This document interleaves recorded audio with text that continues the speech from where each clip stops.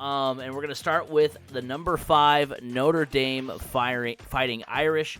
They were 11-2 last season. They lost to Oklahoma State in the Fiesta Bowl. It's Marcus Freeman's first full season as head coach after taking over for Brian Kelly before the bowl game last season.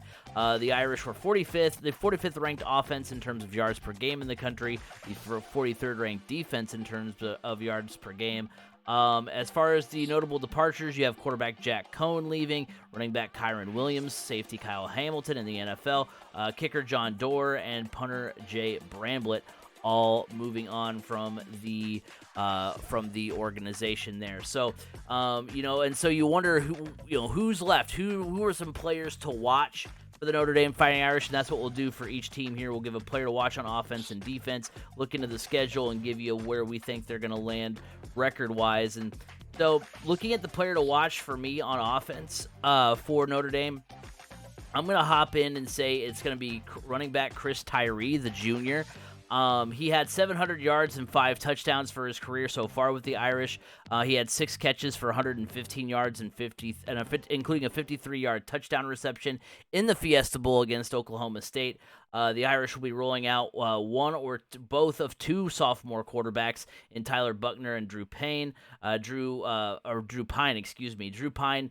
Those 2 combined for 65 pass attempts, 500 yards, and 5 touchdowns last season in relief of Jack Cohn. You have a receiving core that's a little bit suspect to start the year. I mean, you have Avery Davis, their leading receiver amongst returnees, coming off of a torn ACL. He had 386 yards, 4 touchdowns in 8 games last season for Notre Dame. And, this is a Notre Dame Fighting Irish team that boasts a strong offensive line, a pair of sophomore quarterbacks, and uncertainty in the wide receiver room. And so I think a veteran running back like Tyree, who's efficient in the passing game, could prove to be a difference maker for the Irish. So I think, the fact that you're going to have 2 quarterbacks that, might be under pressure, won't be under pressure a lot because of that offensive line, but will be looking to maybe check down, quite a bit, or could potentially check down. You've got a reliable target in Tyree. Yeah, I'm looking at a little bit different. You're working at a new quarterback this year at Notre Dame, obviously. I mean, you're coming off of years with Ian Book and then Jack Cohn, who was a transfer from Wisconsin. This year you're going to be breaking in somebody that doesn't have that game experience. And when you're breaking in a new quarterback, somebody that you just doesn't have the game experience like your past 2 quarterbacks did, one of their biggest targets and their biggest security blanket is the tight end. So I'm looking at Michael Mayer this year. I really feel like, with a new quarterback, the tight end is always that Mr. Reliable. And when you look at the history of Notre Dame and some of the positions that really stand out to you, tight end as of late has been one of those positions. Now, do I know that's what it's going to look like in the Marcus Freeman style offense? I don't know. Now, they still have Tommy Rees around. So they do have familiarity within the offensive system. So I do expect Michael Mayer to have a big season because, like I said, tight ends are always utilized very well. They're utilized more so as receivers than blockers in the Notre Dame offense. And with breaking in a new quarterback, that tight end is going to become a major security blanket for him and always going to be that check down that he's going to go to in times of need. Yeah, for sure. I mean, and that's the familiarity that these guys all played last season together, the 2 quarterbacks and the tight end, so that'll be a reliable target for them as well. Looking at the defensive side, I mean, that's Marcus Freeman's bread and butter is the defensive side of the football. And you mentioned Northwestern. One guy who left the Northwestern program is Brandon Joseph, the junior. He's a transfer coming to Notre Dame, and that's who I have as my defensive player to watch. He is a preseason first-team All-American. He was second on the Wildcats in solo tackles last season, first in interceptions. And Northwestern was a top 50 defense when it comes to passing yards per game last season. Notre Dame was a top 40 pass defense. They have a defensive-minded head coach and return solid playmakers like defensive end Isaiah Foskey in the front 7, so the secondary is a question mark. And even though, I mean, you look at it and Brandon Joseph has to, fill some big shoes in Kyle Hamilton. Yeah. I mean, some, jumbo-sized shoes. Let's not mix wires here. Brandon Joseph is not going to be the next Kyle Hamilton. No, Kyle Hamilton was a player on a different level. I mean, Yeah, Braden. I mean, Braden Joseph played in the Big Ten, and is good. He's good. He's really good, but he's not Kyle Hamilton. That's going to be a really tough one to replace. A lot of the teams we're going to talk about tonight they have players that are going to be really tough, or at least a couple of the teams we're talking about tonight have players that are going to be really tough to replace. Um, and Kyle Hamilton's one of those players. Oh yeah, for sure. Now I think one thing that does help is you go from a very defensive minded head coach in Pat Fitzgerald to a very defensive minded head coach in Marcus Freeman. So you're going from one good defense to another, and I think that Yes. gives Joseph a real chance to thrive. And there's no reason, like you said, he's not going to be Kyle Hamilton, but no reason to think he can't be a big contributor on that defense and help that Notre Dame defense stay as one of the top 50, top 40 pass defenses in the nation. Right. And this is one of those instances where you're like, this guy made the right decision in transferring going into this last year of eligibility, going from Northwestern, who was at the bottom of the Big Ten, who's probably going to be at the bottom of the Big Ten yet again, to now being on the big stage of Notre Dame, get his name out there a little bit more heading into the this next offseason with the draft. So good move by Brandon Joseph. But for me, the player I'm looking at defensively, I love this kind of position that has evolved in college football. It is the hybrid linebacker position. Is he a safety? Is he a linebacker? No, he's kind of a hybrid. He's in between. He can drop back in coverage and create nightmares, but he can also come up into the box and stop the run, blitz off the edges, just kind of a do-it-all type player. And that is Jack Kaiser, former Indiana Mr. Football. Each year you've seen him grow within this Notre Dame system. And now that his defensive coordinator is head coach, I think you're going to start seeing him really take those next steps.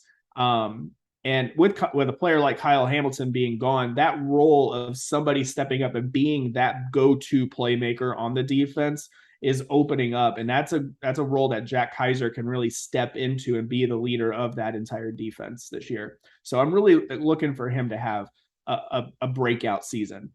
Well, and they'll get thrown into the fire right away because when you look at their schedule, they start out, excuse me, this weekend at number 2 Ohio State, and then the rest of September rounds out with the home games against Marshall, Cal, and then they go to UNC. In October, they host number 25 BYU.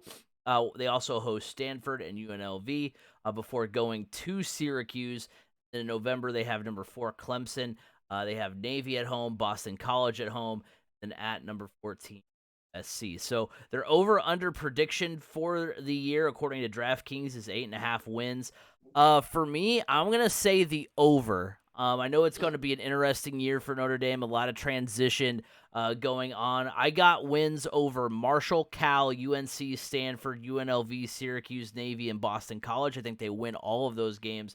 I think they do lose to Ohio State this Saturday, but I do feel like between BYU, Clemson, and USC, those are all toss-ups. They could win or lose any of those games, but I think they win one of them between all those three. So that puts them at 9-3 for me. I think this team, they're not going to be a college football playoff team. There's just too much going on for that. But I do think that they're going to have another solid year. Not maybe to their standards. I know they are usually in a New Year's Six bowl or a college football playoff almost every season, and they still may. I mean, there's no doubt that they could still get there, but I think they're going to trip up potentially against BYU, Clemson, and USC.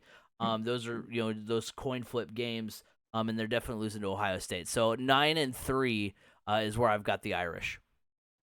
For me, I am definitely taking the over on Notre Dame's win total as well.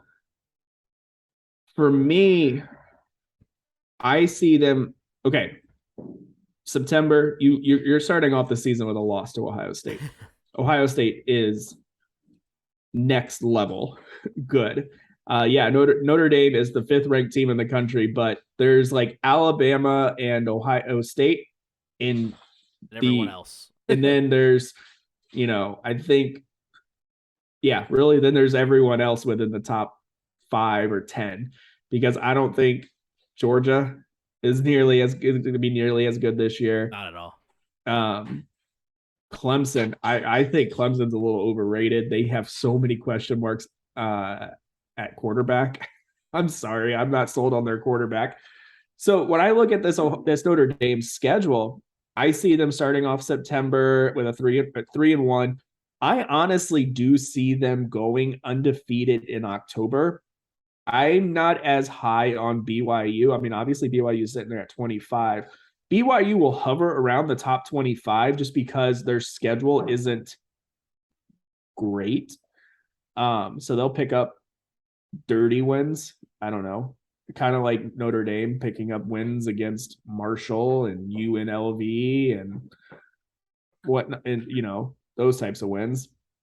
I do think Notre Dame beats Clemson, but it all depends on how the quarterback play pans out for Notre Dame, because that's a big question mark for them as well. It's quarterback play. We all know that Notre Dame's defense is going to be one of the best in the country.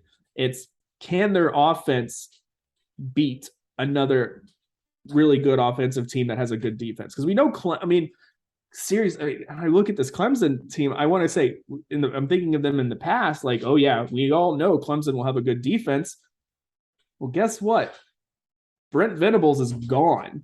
He's now the head coach at Oklahoma. So what's this defense going to look like for Clemson? So that one, to me, I mean, obviously it helps Clemson and it also helps Notre Dame that they face off in November, because they should have a lot of these questions figured out. Hopefully, if they're this type of caliber of team, they should have those questions figured out. And then I see them beating Navy and Boston College. USC is a team that I think is going to be one of those big surprises of this season. I think Lincoln Riley's got something really going out in Southern California. So I'm going to say 10-2 for Notre Dame, but I would not be surprised at 9-3 either. Because you think 11-1? Think they could beat all three of BYU? Okay, I was gonna say, do you think they could beat all three of BYU, Clemson, and don't forget that Clemson with the same quarterback, Notre Dame with a much stronger Clemson team, Notre Dame beat them a couple years ago. Yeah, because that was the game. It was that quarterback. Yeah. Honestly, and then there's also a grand chance that a typical, like a Notre Dame loss could creep up somewhere. If there was 2 games that I would have circled, or 3, if I'm looking at 3 kind of, that could be interesting, or upset specials. Yeah, at UNC, because that's going on the road. Notre Dame just doesn't go on the road very often. Just think about that. UNC, it's hard to tell what kind of team Mac Brown has in Chapel Hill. At Syracuse, yes, Syracuse, I'm even marking this one as a potential slip up for Purdue later on. Not because Syracuse is going to be sneaky good this year, because I don't think they are. I think they're kind of ready for Dino Babers to hit the bricks. But the Carrier Dome is a very tough place to go in and play in. It's very loud. And ask Louisville with Lamar Jackson. Yeah. And Clemson. The other 2 that I would keep an eye on are in November. November could be a rocky month for Notre Dame, with kicking it off with Clemson and then rounding it out with USC. But Notre Dame does struggle with service academies. Navy knows how to beat Notre Dame. Now, they haven't done it here recently. And then Boston College. Boston College is one of those teams that's it could be a potentially sneaky good team this year. Not like, college football playoff good, but, could ruin somebody else's season. So there's some landmines here. And I think November is going to be a very tough month for Notre Dame. They can overcome all of it, but I think it's going to be a challenge.